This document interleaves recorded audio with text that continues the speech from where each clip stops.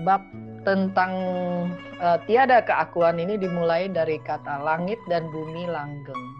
Para bijaksana yang Hoshu hormati, langit dan bumi mengatur seluruh kehidupan manusia.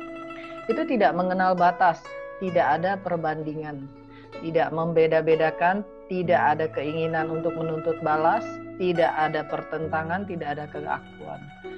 Dari 7 kali kiamatnya semesta raya ini satu kalpa, dari ada sampai nggak ada, dari dulu sampai sekarang tidak berubah, tetap adalah seperti itu.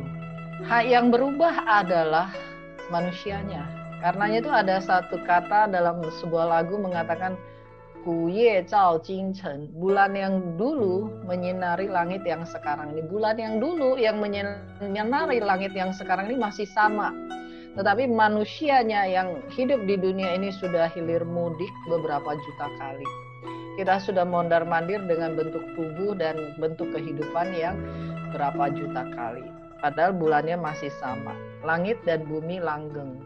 Kita yang memutar kehidupan ini dengan mengejar yang tidak langgeng. Kehidupan adalah proses yang alami. Lahir mati adalah hal yang wajar.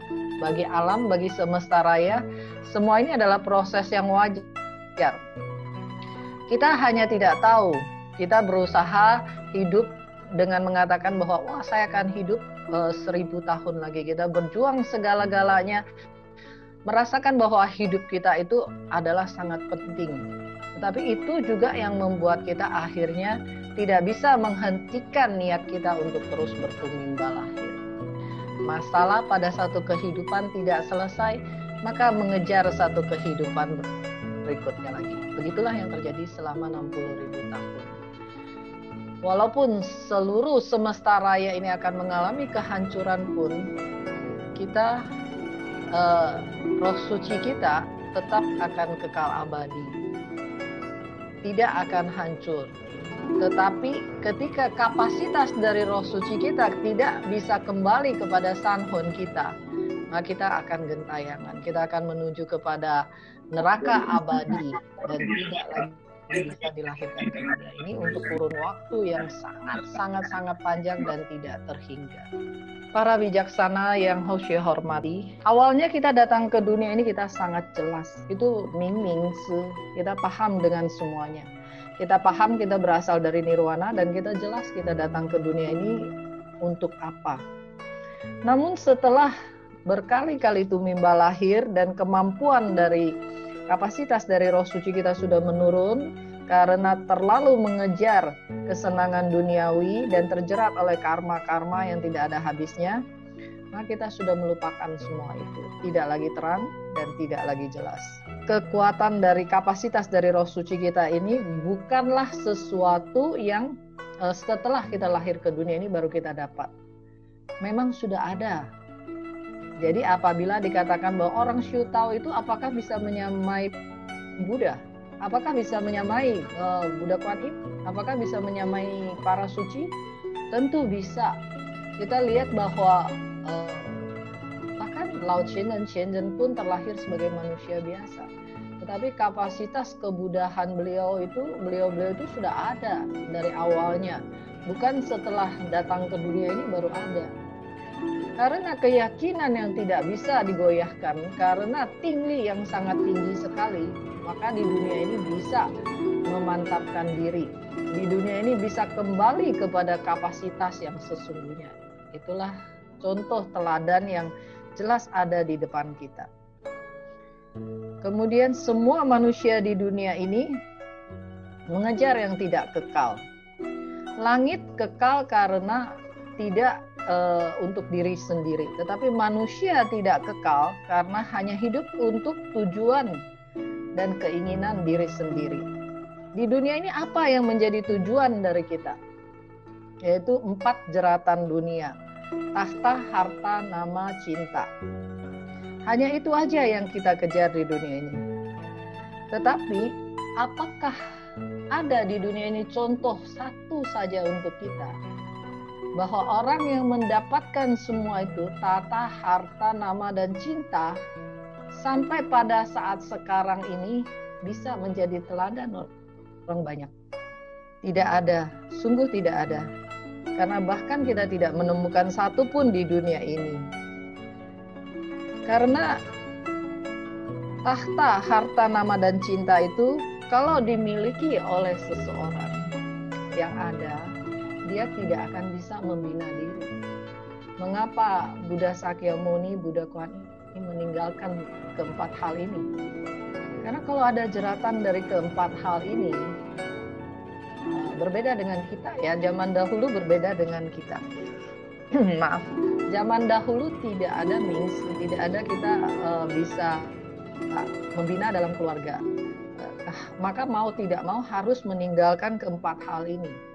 Karena kalau terjerat oleh keempat hal ini, tahta, harta, nama, cinta, maka jangankan bisa mengembalikan kapasitas kebudahan. Mengurusi dunia aja sudah tidak ada habis-habisnya. Mengurusi keinginan saja pasti tidak ada habis-habisnya. Karenanya itu para bodhisattva, para suci datang ke dunia ini dalam kondisi yang sadar. Maka kembali pun dalam kondisi yang sadar. Tidak ada yang datang ke dunia ini walaupun datang dengan harta, tahta, nama, dan cinta yang tinggi, tetapi tidak ada yang terjerat di dunia ini. Karena memang kapasitasnya datang adalah kapasitas bodhisattva. Tujuannya datang masih sangat jelas. Dan tujuannya untuk kembali itu pasti sangat jelas. Jadi kalau umumnya manusia di dunia ini, kita tidak demikian. Kita tidak seperti para suci, para Buddha yang bisa kembali, datang dari kelanggengan, kembali kepada kelanggengan. Datang dari tahu, kembali kepada tahu. Datang sebagai roh suci, kembali juga sebagai roh suci. Tapi kalau kita tidak datang sebagai roh suci, kita kembali sebagai hantu gentayangan, malah nggak bisa kembali. Kita kembali sebagai arwah terhukum. Atau paling tinggi-tingginya kita hanya akan menjadi dewa tingkat tertentu. Kenapa demikian? Karena di dunia ini kita hidup untuk kepentingan kita pribadi. Kita nggak peduli orang lain. Kalau perlu orang lain harus membantu kita memenuhi semua keinginan kita. Pada kenyataannya di dunia ini, harta, tahta justru yang menyebabkan karma terbesar dari sepanjang masa. Cinta dan kenamaan di dunia ini apakah menjamin manusia bahagia? Pada kenyataannya juga tidak demikian. Perang, pembunuhan, dan semua makhluk yang terlahir ke alam setan, kelaparan, dan alam asyura rata-rata adalah melanggar kebenaran karena cinta, nama, harta, dan tahta. Para bijaksana yang Hoshi hormati, mari bersama-sama kita merenungkan kembali. Apakah di dunia ada pesta yang tidak berakhir? Tidak ada. Apakah ada nama yang tidak dilupakan, bahkan yang paling dekat dengan dan paling terkenal sekalipun? Tidak ada. Apakah ada kekayaan yang menyelamatkan kehidupan dari anak cucu kita? Tidak ada. Jadi dikatakan bahwa justru kekayaan yang terlalu banyak ditinggalkan kepada anak cucu kita yang melalui perjuangan kita seumur hidup kita hanya akan membuat anak cucu kita hidup dalam keadaan yang tidak ada arah. Lalu kalau kita bilang bahwa 60.000 tahun kita datang ke dunia ini, hanya pada saat sekarang ini kita bisa mempunyai kesempatan di dunia ini untuk lepas dari keterikatan ini. Maka contoh teladan bagi kita di dunia ini adalah para guru suci, Buddha, dan para bodhisattva. Tidak ada yang lainnya. Kalau kita datang ke dunia ini hanya untuk mewujudkan harta, tahta, nama, dan cinta kita kepada anak cucu kita, kita bilang bahwa oh saya cari duit, saya cari uang supaya saya bisa membuat hidup masa depan anak dan cucu saya itu makmur dan bahagia. Baik, kita cari untuk mereka. Lalu tujuan kita datang ke dunia ini adalah mensejahterakan mereka. Mungkin bisa dikatakan seperti itu. Lalu apa tujuan mereka ke dunia ini? Berarti tujuan kita datang ke dunia ini adalah membayar karma kepada mereka. Lalu tujuan mereka datang ke dunia ini semata hanya menagih karma kepada kita. Itu sebabnya anak-anak tidak akan mempunyai tujuan yang lain selain daripada menghabiskan apa yang sudah kita berikan. Untuk apa? Untuk memenuhi seluruh keinginan duniawi. Apalagi masa sekarang ini bukan main-main. Kalau kita memang merasa itu tujuan kita datang ke dunia ini, mengorbankan seluruh kehidupan kita mencari harta benda untuk dihabiskan, untuk dibayarkan kepada anak cucu kita dan dihabiskan oleh mereka, dan membuat mereka tidak punya tujuan lain selain daripada mencari kesenangan duniawi, maka kita harus ikhlas. Kita harus ikhlas. Karena apa? Karena karma itu memang begitu, tidak bisa lari. Kalau harus terjadi, maka terjadilah. Kalau kita mau nyalahkan anak cucu kita juga nggak bisa. Karena kesenangan duniawi dengan harta yang berlimpah itu godaan yang paling berat di dunia ini. Sangat sedikit sekali orang bisa lolos darinya. Hanya orang suci yang bisa lolos darinya. Karena itu Lao Tzu mengatakan bahwa apa itu iblis? Iblis adalah makhluk yang melawan kebenaran. Jika perasaan senang, marah, sedih, gembira tidak sesuai dengan kebenaran, maka kita mengundang iblis. Cao Mo. Bagaimana cara menghentikannya? Kembali fokus pada hati suci kita dan mengamati gejolak yang timbul. Sebelum menjadi perbuatan, kita bisa menghentikannya. Tapi apakah anak cucu kita mengerti untuk membina? Setingkat kita memahami untuk menghentikan semua ini. Mereka hanya akan mengatakan untuk apa? Saya memiliki semuanya di dunia ini. Untuk apa saya harus membina diri? Untuk apa saya harus berbuat amal? Kemudian suatu hari ketika kita meninggalkan dunia ini, tentunya ada kesalahan yang kita lakukan di dunia ini. Ketika kita melakukan kesalahan di dunia ini, kita berharap anak cucu kita menolong kita.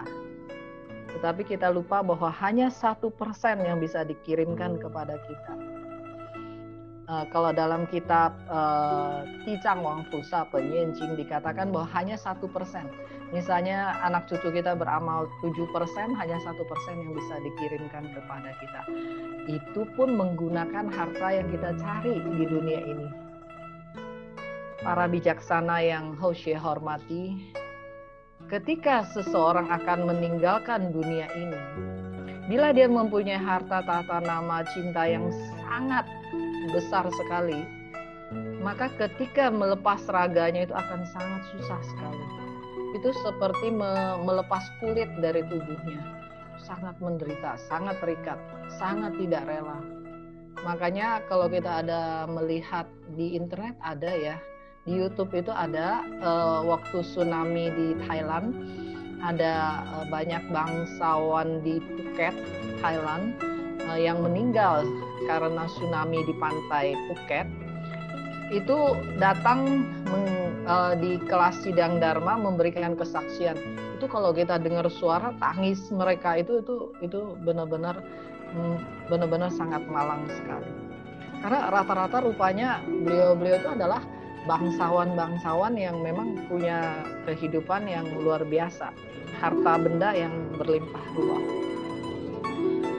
Ketika kita sangat terikat kepada 4 rasa yang tidak kekal, suka, benci, sedih, gembira, maka akan timbul 4 racun, serakah, iri, dengki, kemarahan, dungu, nafsu, atau cinta. Itu tidak akan bisa menenteramkan hati kita. Justru ketika kematian tiba, 49 hari seseorang itu akan ada di dalam kondisi yang berbeda. Misalnya orang itu tidak membina diri ketika semasa hidup dia sangat terikat kepada hal-hal duniawi ini. Selama 49 hari rohnya itu kesadarannya itu belum balik, belum terpisah dari tubuh raganya. Maka selama 49 hari ini dia mengalami proses yang sangat menakutkan sekali, sangat mengerikan sekali. Tiba-tiba seperti orang yang telinganya tuli, matanya buta, indera-inderanya itu semuanya menjadi tidak berfungsi, tetapi dia mengetahui semuanya. Tapi yang tidak dia ketahui adalah kematian dia, dan dia harus kemana. Kita termasuk yang sangat beruntung karena setiap melepas raga dari orang yang sudah membina itu bahkan dijemput oleh para suci dan para Buddha. Kan di Bogor ini ada salah satu sesepuh senior, beliau pada saat meninggal itu sedang berdiri di atas pentas, sedang ceramah. Beliau memberitahukan kepada para pengikut beliau, mengatakan bahwa oke, saat sekarang ini sudah waktunya beliau mau pergi. Nah, beliau pergi seperti Sinpo lagi Twitchell. Pergi dengan kondisi lagi berdiri di atas pentas. Dan badan tidak jatuh. Luar biasanya tidak jatuh. Jadi itu karena semasa hidup pembinaannya bukan main-main. Lalu para bijaksana yang Hoshi hormati, apakah seorang pembina boleh memiliki ambisi di dunia ini? Kalau kita ceritakan bahwa harta, tahta, nama, cinta, semua itu yang dikejar di dunia ini. Lalu kalau seorang pembina tidak boleh memiliki ambisi ini, apakah yang dimiliki oleh seorang pembina? Yang dimiliki oleh seorang pembina bukanlah ambisi. Kalau kita ada ambisi, maka kita tidak akan langgeng. Apalagi itu adalah ambisi pribadi kita. Ambisi pribadi kita hanya akan merugikan diri kita dan orang banyak. Tahu tidak menuntun itu.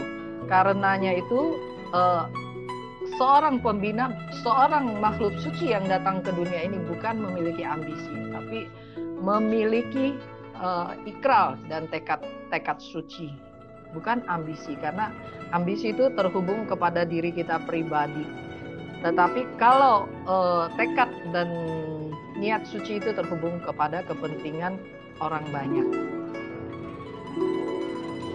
Kemudian itu sebabnya langit langgeng. Langit dan bumi sebabnya langgeng karena langit dan bumi tidak berpihak. Langit dan bumi juga tidak memiliki ambisi. Sebenarnya roh suci adalah salah satu dari 3 besar, tetapi kita tidak bisa menyatu dengan langit dan bumi dalam tugas melayani langit di semesta ini. Itu karena kita hanya peduli kepada diri kita sendiri.